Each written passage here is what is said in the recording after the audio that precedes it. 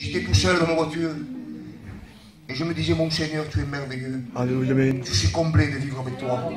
Seigneur, rien ne vaut ta présence. C'est vrai. Rien ne vaut vivre près de toi. C'est vrai, mon Père. Rien ne vaut ton assurance, mon bien-aimé. Seigneur, parce que je reconnais que les temps difficiles se lèvent. Je reconnais que nous vivons les derniers temps. Mais Seigneur, je veux demeurer en toi. Je ne veux pas être un garçon, Seigneur, un homme qui puisse vivre à moitié. Mais je veux me tenir à la brèche. Et ce matin, ce que Dieu veut de son Église, c'est que nous puissions vivre près de lui. Le Seigneur revient. Beaucoup ne croient plus. Et ce malheureux, Dieu m'en est témoin. Beaucoup ne croient plus au retour de Jésus-Christ. Mais ce matin, le Seigneur voudrait nous rappeler, nous faire souvenir que le Seigneur revient. Oui, le Seigneur revient, mes frères. Le Seigneur revient chercher son Église. La Bible déclare qu'il reviendra comme un voleur. Par expérience, un voleur n'avertit jamais. À nous de nous tenir à la brèche. À nous de veiller. Parce que Christ revient. Nous vivons les temps les plus difficiles. Nous vivons les temps d'apostasie. Là où beaucoup de personnes sont en train de revenir sur leur engagement qu'ils avaient pris au départ. Là où beaucoup de personnes sont en train de dériver, de s'éloigner de sa position d'origine. Combien nous voyons des frères qu'autrefois étaient au milieu de l'assemblée ne sont plus. Combien nous voyons d'anciens, malheureusement, qu'autrefois étaient des modèles à nos yeux, qu'autrefois nous étions en train de bâtir sur eux, aujourd'hui ne sont plus au milieu de nous. Qu'est-ce qu'il se passe? Bien-aimés du Seigneur, nous vivons des temps d'apostasie. Nous vivons des temps où un plus grand nombre, la Bible déclare, est en train de se refroidir. Mais que Dieu soit béni. Que Dieu soit loué. Ce matin, le Seigneur voudrait nous amener à quelque chose. Voudrait nous sortir de cet état. Il voudrait trouver en nous un cœur pur. Je crois ce matin qu'il y a des personnes qui veulent écouter le mot de Dieu. Il y a des personnes qui veulent se dépouiller. Beaucoup de personnes veulent être revêtues de l'esprit, mais ne veulent pas se dépouiller. Avant d'être revêtues, il faut se dépouiller. Il faut permettre à Christ pleinement de son action dans nos cœurs en lui disant, me voici mon bien-aimé. Alléluia. Fais de moi ce que toi tu veux. Seigneur, je ne veux pas te laisser à l'étroit dans ma vie. Mais je veux que tu trouves en moi un cœur digne de t'aimer. Parce que la Bible déclare malheureusement qu'il y a des cœurs mauvais. Jérémie va dire ainsi, le cœur est tortué par-dessus tout, il est méchant. Il y a beaucoup de cœurs malheureusement qui sont encore méchants, remplis de méchanceté. Il y a des cœurs mauvais. Tu pourrais me dire, mais comment mauvais? Le mot mauvais veut dire qu'il y a encore des anomalies. Oui, je crois qu'au milieu de l'assemblée, dans nos assemblées, il y a des cœurs remplis d'anomalies. Il y a des cœurs qui ont besoin d'être purifiés par le sang de Jésus de nouveau. Il y a des cœurs qui ont besoin de se repentir. Tu vois fort, je le dis ce matin. Il y a des personnes qui doivent repasser par la case départ. Il est temps de ne plus manquer le but. Jésus revient. Jésus revient. Beaucoup de personnes sont en train de vivre une vie monotone. Une vie là où il n'y a pas la vie de l'esprit. Une vie là où il n'y a pas la plénitude. Ce sont des vies malheureuses. Mais que Dieu soit béni ce matin, le Seigneur voudrait nous parler. Donc Jérémie, il va dire ainsi, 17 au verset 9, il va dire, le cœur de l'homme est tortueux, et par-dessus tout, il est méchant. Et ce matin, en tant que serviteur de Dieu, tu pourrais me dire, mais non, je veux reconnaître que mon cœur est méchant. Je veux reconnaître que dans mon cœur est tortueux. Que ce n'est pas ce qui rentre qui souille, mais c'est réellement ce qui sort de mon cœur. Et beaucoup de personnes se voient la face en disant, je suis. Tu n'es rien ce matin. Avec tout le respect que je te dois, nous en tant que ministère, nous sommes absolument rien encore. Ce matin, je le dis bien haut et fort, nous ne sommes pas grand-chose. La Bible déclare que l'homme né d'une femme est fragile et agité. Fragile veut dire sujet à se casser. Du jour au lendemain, ta vie peut se briser. Tu peux passer de l'autre bord et sans t'en rendre compte. Mais ce matin, il est temps. Il est temps de prendre de bonnes décisions. Il dira ainsi, moi l'Éternel, j'éprouve le cœur et sonde les reins. Dieu est en train de regarder au plus profond de nos cœurs. Dieu est en train de sonder nos reins, il voudrait sonder nos vies. Il voudrait voir réellement, parce qu'il est l'auteur de la vie, si réellement il y a la vie de Dieu en nous. Si réellement il n'y a pas une vie de routine, une vie de religieux, parce qu'il y a beaucoup malheureusement. Il y a beaucoup de personnes qui sont rentrées dans une religion, se contentent de venir à toutes les réunions, se contentent d'assister à toutes les missions. Mais je voudrais dire haut et fort ce matin qu'il n'y a pas de plus belle place pour être perdu qu'au milieu de l'assemblée. Et c'est malheureux de le dire, mais il faut le dire, pour que tu puisses prendre conscience de ce qu'il faut remettre ta vie au diapason. Et qu'est-ce qui va nous régler? Ce qui nous règle ce matin, c'est la parole de Dieu. Ce n'est même pas un homme, ce n'est même pas un ministère, c'est la parole du Seigneur. Amen. Par le moyen. Il a plu à Dieu de sauver l'humanité par le moyen de la parole.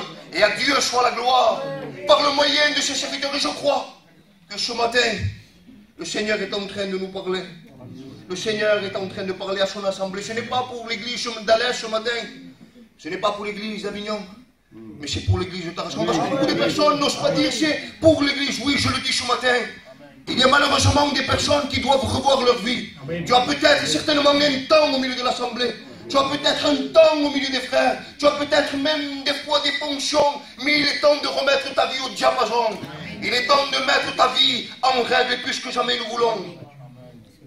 1 Thessaloniciens 5 va dire ainsi au verset 14. Avertissez ceux qui vivent dans le désordre. Nous sommes dans l'obligation de vous avertir, les frères. Amen. Il est temps de prendre conscience que Christ revient. Amen. Et si Christ revient, automatiquement, nous avons dû soucier nos frères. Et Dieu m'a les témoins chaque jour que Dieu permet. Je remets ma vie.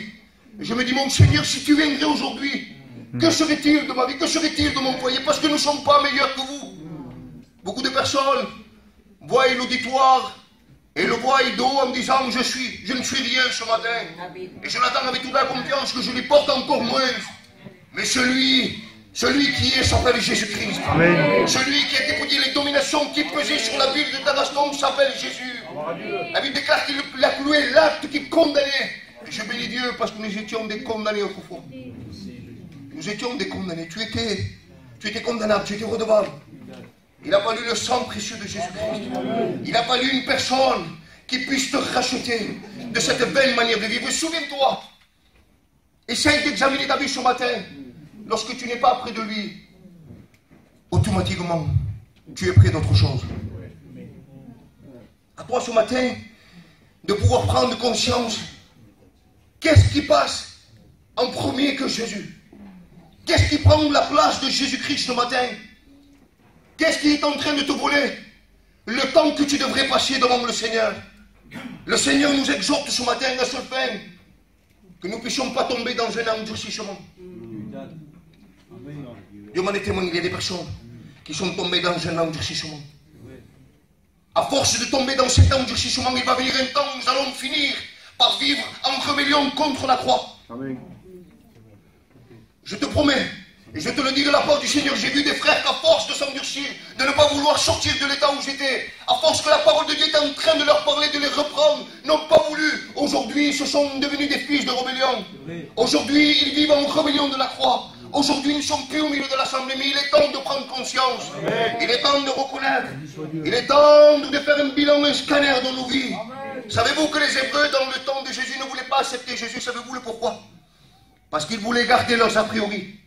Ils voulaient garder leur mentalité. Ils voulaient garder leurs coutumes alors qu'ils savaient que Jésus était vrai. Ils savaient que tout ce que disait le Christ était puissant.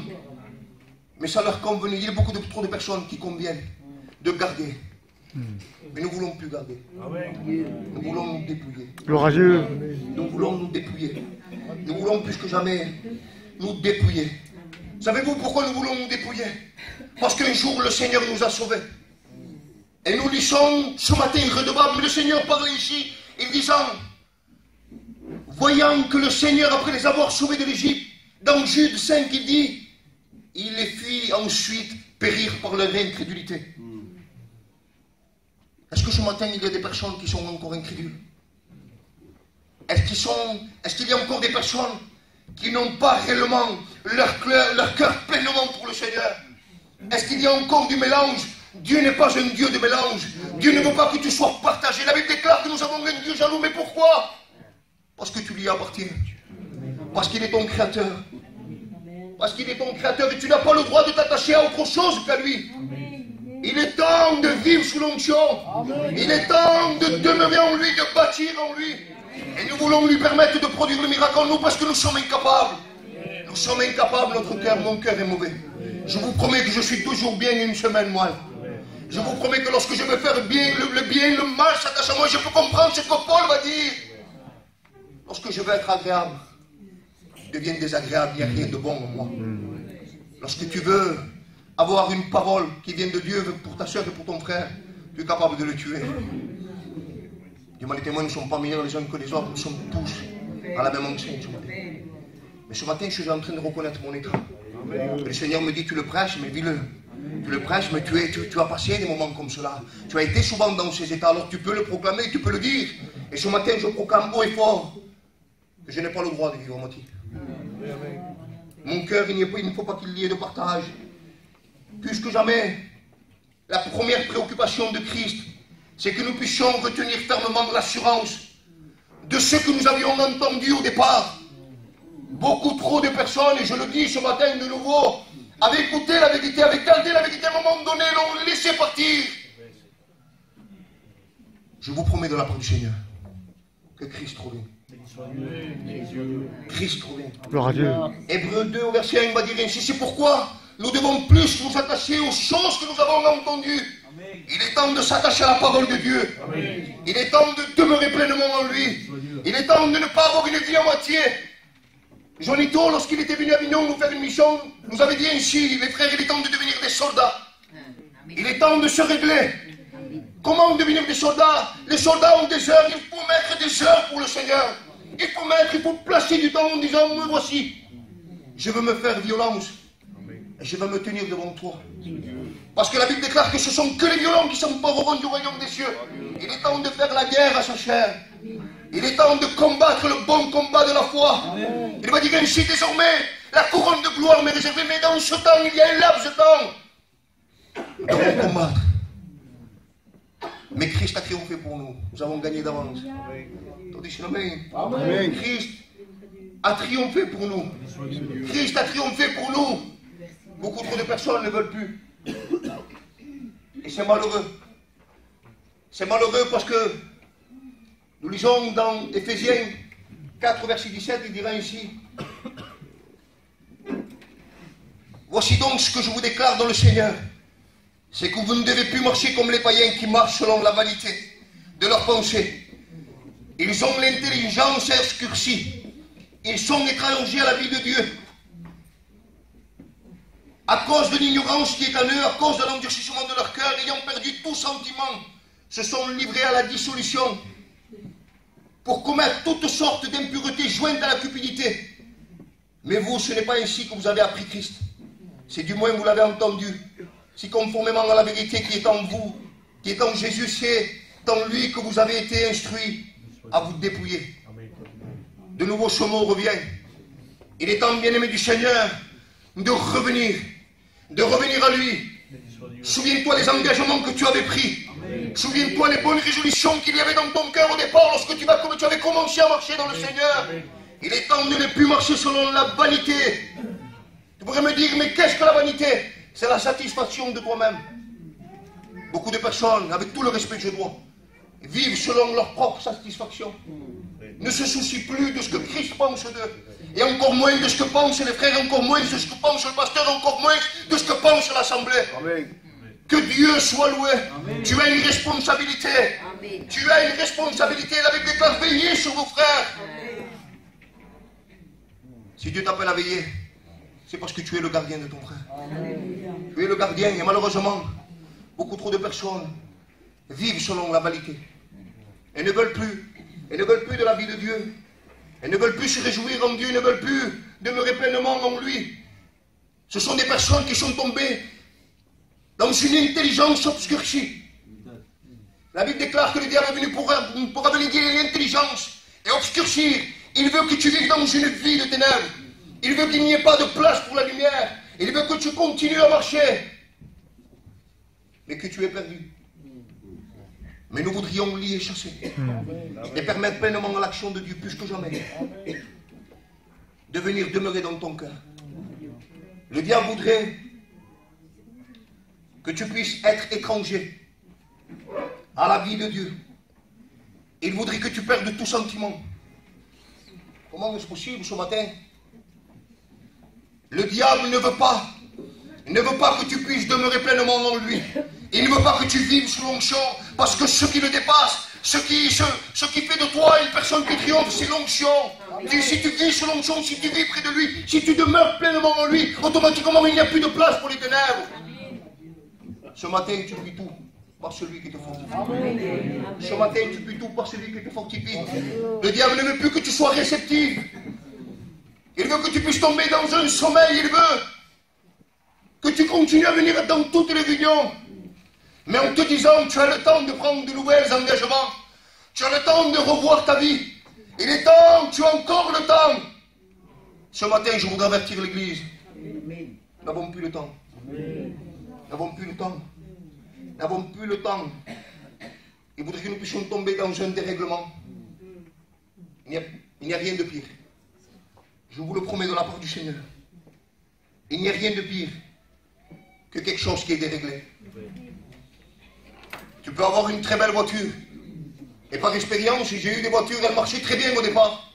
C'était une voiture qui ne consommait pas. Mais par rapport qu'avec le temps, elle s'est déréglée. Ce qui était bon, ce qui marchait bien, à un moment donné, est devenu un poids. Parce qu'elle consommait, elle marchait mal, et cela me rendait. Ce matin, tu n'as pas le droit de vivre dans une vie de dérèglement. Tu vas devenir un homme, une femme malheureuse. Tu peux avoir un temps, une place, une fonction dans l'église. Tu peux avoir une place au milieu des frères, être un modèle, mais malheureusement, avec le temps, le dérèglement vient rentrer dans ta vie. Le diable est semblable à la fumée. Même si tu fermes les portes, il est capable de s'introduire par là au moins tu puisses te pencher. Mais ce matin, nous voulons ne plus permettre au diable de venir rentrer dans le vie. Nous voulons pleinement demeurer en lui et c'est lui qui produit la vie en nous.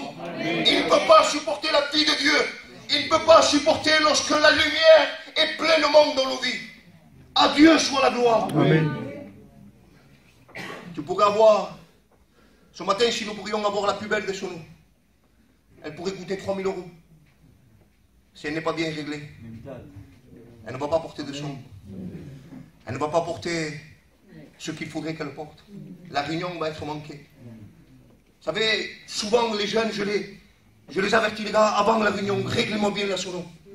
Il faut que tout soit bien réglé. Nous voulons tout mettre en œuvre pour que la réunion soit bien déroulée. Il est temps de tout mettre en ordre dans ta vie. Il est temps de ne plus vivre dans un dérèglement, mais de ne plus donner accès au diable. La Bible déclare, vous donnez accès au diable. Il y a beaucoup de manières de donner accès. Tu pourrais me dire, je ne me couche pas sur ma colère, béni soit Dieu. Mais pour autant, le lendemain, tu donnes accès. Tu donnes accès parce que je l'ai été aussi. Et je ne suis pas meilleur que toi ce matin. Je voudrais te dire de la part du Seigneur, le diable veut que nous puissions tomber dans un dérèglement. Le diable veut, plus que jamais, que nous puissions commettre et pratiquer toutes sortes d'impuretés, jointes à la cupidité. Vous pourrez me dire, mais non, tu n'es pas meilleur que nous. Tu n'es pas meilleur que nous, nous ne sommes pas meilleurs que toi. Si à un moment donné, malheureusement, il y a eu des choses qui n'étaient pas la gloire de Dieu dans nos vies, nous sommes à la même enseigne ce matin. Et le Seigneur nous a exhortés dès le départ que dans nos cœurs étaient mauvais. Et le mot mauvais veut dire qu'il y a des anomalies, mais nous voulons ce matin lui permettre à lui de produire la vie. Pour que les anomalies soient liées, chassées dans le nom de Jésus. Et qu'il y ait la plénitude de l'Esprit. Qu'il y ait le Dieu Tout-Puissant qui ne soit plus à l'étroit. Et que nous puissions nous réjouir pleinement. Et que nous puissions vivre près de lui. Et que nous soyons réglés par rapport à la parole de Dieu. Mais nous voulons nous dépouiller. Il est temps de se dépouiller, les frères. Si nous voulons être revêtus, il faut se dépouiller. Je ne peux pas mettre 4 manteaux à la fois. Ça va m'engorger, ça va me fatiguer. Ça va me faire du poids pour rien. Et au lieu de me produire de la chaleur, ça va me porter du poids. Et dès que je vais bouger un peu, je vais m'agiter avec le respect que je vous dois, je vais transpirer. Dieu veut que nous puissions être libres ce matin. Libres de l'adorer. Libres de vivre près de lui. Nous ne voulons plus du vieil homme. La Bible déclare que toutes choses anciennes sont passées. Elles sont devenues nouvelles. Et pourtant, malheureusement, beaucoup de personnes continuent à vivre. Et ce matin, je veux m'humilier. Et je veux reconnaître mon état. Et je veux me dire, mon Seigneur, je veux me dépouiller. Je veux me dépouiller pour être revêtu. Et Seigneur, je veux m'humilier pour que tu puisses grandir en moi. Et Seigneur, je voudrais que tu produises la vie de l'Esprit. Seigneur, je suis incapable. Mais Seigneur, au nom de Jésus-Christ, je veux Je veux m'alimenter de cette crainte. Job, la Bible déclare qu'il était un homme intègre et droit. Est-ce que nous croyons que Job était semblable à nous? Job n'était pas meilleur que nous, si ou non? Job était semblable à nous. La Bible déclare que Job était un homme intègre et droit. Intègre et droit et craignant Dieu. Et dans une autre version, il dira ici, Job était un homme intègre et droit, se nourrissant de la crainte de Dieu. Église, il est temps de se nourrir de la crainte de Dieu. Il est temps de s'alimenter. Je ne peux plus marcher, je ne peux plus combattre si avant je ne suis pas rassasié. Je ne peux plus continuer à marcher si avant je ne suis pas alimenté. Je veux m'alimenter plus que jamais. Je veux m'alimenter parce que je crois ce matin qu'il y a des hommes et des femmes qui ont la faveur de Dieu. Il y a des hommes et des femmes qui veulent rentrer en eux-mêmes et qu'une fois pour toutes veulent vivre sous l'onction, veulent demeurer pleinement en lui, ne veulent plus s'alimenter des choses de ce monde, ne veulent plus marcher en ennemi de la croix, ne veulent plus continuer à percuter ce mur. Mais ce matin, plus que jamais, je veux rentrer en moi-même. Je veux rentrer en moi-même et je ne veux plus subir. Mais je veux devenir un homme vaillant dans le Seigneur. Je veux vivre sous l'onction. Je veux demeurer pleinement en lui. Je veux qu'il n'y ait plus de place pour les ténèbres dans ma vie. Vous savez, avant de vous le prêcher, croyez-moi que je veux le vivre. Je veux le vivre parce que je sais que Satan ne me fera aucun cadeau. La Bible déclare qu'il s'est juré ta perdition. Satan est animé d'une grande colère, il sait, il voit les événements, il sait que Jésus revient. Il sait que le Christ est à la porte. Et laisse-moi te dire, peut-être tu as 20 ans dans l'église. Il y a 20 ans, on disait déjà cela. Christ est à la porte. Amen. Je te le promets que Christ est à la porte. Amen. Nous chantons que Jésus revient. Dans tout cela, est-ce que réellement tu fais partie du voyage? Est-ce que réellement tu fais partie du voyage? Est-ce que réellement, à partir d'aujourd'hui, tu vas te laisser conduire par lui? Je voudrais que par respect à Dieu, nous puissions fermer nos yeux. Je ne vais plus aller plus loin. Que Dieu soit loué. Que Dieu soit loué. Amen. Il est temps de lui permettre de tabernacler dans nos vies. Sans la sagesse de Dieu, jamais le tabernacle n'aurait pu être construit. Il a fallu la sagesse de Dieu accordée à des hommes. Et ce matin, il faudrait que tu reconnaisses que sans l'action de Dieu dans ta vie, tu ne pourras continuer à marcher. Il est temps de demander pardon au Seigneur. Il est temps de rentrer en nous-mêmes et de dire, me voici mon bien-aimé. Je reconnais encore qu'il y a des choses dans ma vie qui ne sont pas ta gloire. Je reconnais, mon bien-aimé, que je n'ai pas été à la hauteur. Mais Seigneur, si tu me parles de cette manière, c'est parce que tu veux me faire sortir de cet état. Ce matin, mon bien-aimé, libère-moi. Libère-moi, je veux avoir accès à ton trône, mon Seigneur. Je veux pleinement ton action dans ma vie. Seigneur, je reconnais que je suis incapable. Mais ce matin, ta parole déclare que je puis tout par celui qui me fortifie. Et Seigneur, ce matin, je crois que tu es Dieu pour le faire. Ta vie sera impossible d'être bâtie si tu ne vis pas sous l'onction. Ce matin, plus que jamais, je voudrais permettre l'action de Dieu dans ma vie. Je voudrais permettre l'action de Dieu dans ma vie parce que je sais que Christ revient. Et je ne veux pas manquer le but. Et ce matin, je vais examiner ma vie. Comment est mon cœur, Seigneur? Est-ce que mon cœur est mauvais? Est-ce qu'il y a encore des anomalies? Est-ce qu'il y a encore des choses qui prennent ta place? Est-ce qu'il y a encore des choses qui ne sont pas ta gloire? Et je vais être vrai à moi-même. Ce matin, il est temps d'être vrai. Il est temps d'être vrai. Et de dire, oui, Seigneur, il y a des choses qui ne vont pas. Il y a des choses qui ne sont pas ta gloire. Il y a des choses encore qui me conviennent de garder.